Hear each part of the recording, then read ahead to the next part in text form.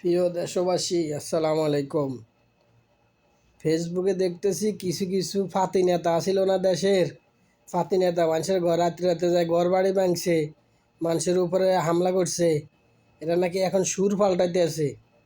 আমরা কখনো শরীরের কারো কোনো মানুষের উপর আঘাত করি নাই, কোনো মানুষের কোনো ক্ষতি করি নাই। শরীরের এক রক্ত দিয়ে হলেও মানুষের উপকার করতে চেষ্টা করছি। এরকম সুর পাল্টাইতে শুরু করছে, বুঝছেন নি? তো সবাই দেশের সবাই অ্যালার্ট থাকবেন। এরা সুর পাল্টায় আবার আপনাকে ভিতরে ঢুকি ভিতরে আবার একটা নৈরাজ্য সৃষ্টি করার চেষ্টা করব। সবার প্রতি আহ্বান, এদি একটারও ছাড় দেওয়া যাবে না। আইন নিজের হাতে নেবেন না, আইনের গতিতে চালাবেন। যারা যারা আপনাদের উপরে হামলা করছে, ঘর বাড়ি ভাঙছে, রাত্রেবেলা যাইয়া ঘরে থাকতে দেয় নাই, সবার নামে থানা যায় একটা একটা করে মামলা, সবাই একটা একটা করে মামলা দিয়ে আসবেন, সবাই একটা একটা করে মামলা দিয়ে আসবেন। আর এর বিচার আইনে করবে, আপনারা কোনো করা লাগবে না।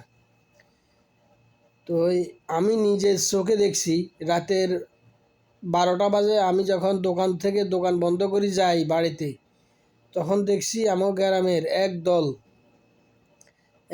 লোক বসে বসে প্ল্যান করতেছে কার বাড়ি ভাঙবো, এরপরে কারে যা হামলা করব।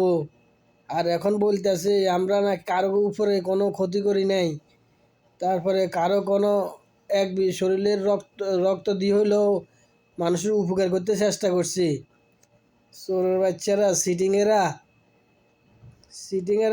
কিছুদিন আগেও আমি দেখছি এক সিটিংয়ের একটা স্ট্যাটাস দেখছি, সরকার পতনের 2 দিন আগেও 4 তারিখ রাত্রে একটা স্ট্যাটাস দেয়, সমন্বয়করা নাকি ঢাকার থেকে ফালাই যাইব, সবাই পাহারা রাখবেন, ওদের সাথে হিসাব নিকাশ বাকি রয়েছে। আর এখন বলে শরীরের রক্ত দিয়ে হলেও মানুষের উপকার করতে চেষ্টা করছি। এদের মূল গোড়ায় হচ্ছে সিটিং, মিথ্যুক, বাটপার, সন্ত্রাসী।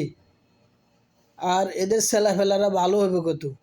যেই গাছের গোড়া ভালো সেই গাছের ফলও ভালো। এরা হচ্ছে দিনে একরকম চরিত্র, রাত্রে একরকম চরিত্র, চলচ্চিত্রের মতো। বাংলা চলচ্চিত্রে দেখতাম যারা বিলীন থাকতো, দিনের একরকম মানুষের পাশে পাশে যায় মায়া কান্না দেখায়, আর রাত্রে যায় ওদেরকে উঠে নিয়ে আসে, মারে, খুন করে, গুম করে। ঠিক এরকম চলচ্চিত্রে হায়নারা এরকম হায়নার মতো আচরণ করছে। আর এখন সুর পাল্টাইতেছে সারা দেশে।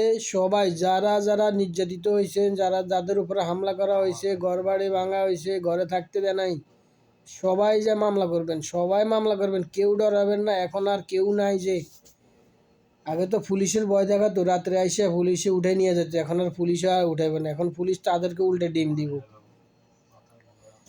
তো সবাই কেউ ভয় পাইবেন না, সবাই যায় থানার মধ্যে মামলা দেন, নাম উল্লেখ করি, নাম, পিতার নাম, গ্রামের নাম, ইউনিয়ন সব উল্লেখ করে মামলা দিবেন। কোন সময় আপনার হামলা করছে, কিভাবে বিতর্কিতভাবে হামলা করছে, সব দিন একটারও ঘর বাড়িতে থাকতে দিবেন না। খালি দেখবেন যে মুখখানে আছে সেনাবাহিনীর, প্রত্যেক জেলায় থানায় সেনাবাহিনী আছে, সেনাবাহিনীর ফোন করে কইবেন যে এখানে সন্ত্রাসী লুকিয়ে আছে, সেনাবাহিনী আয় ধরে নিয়ে যাবে।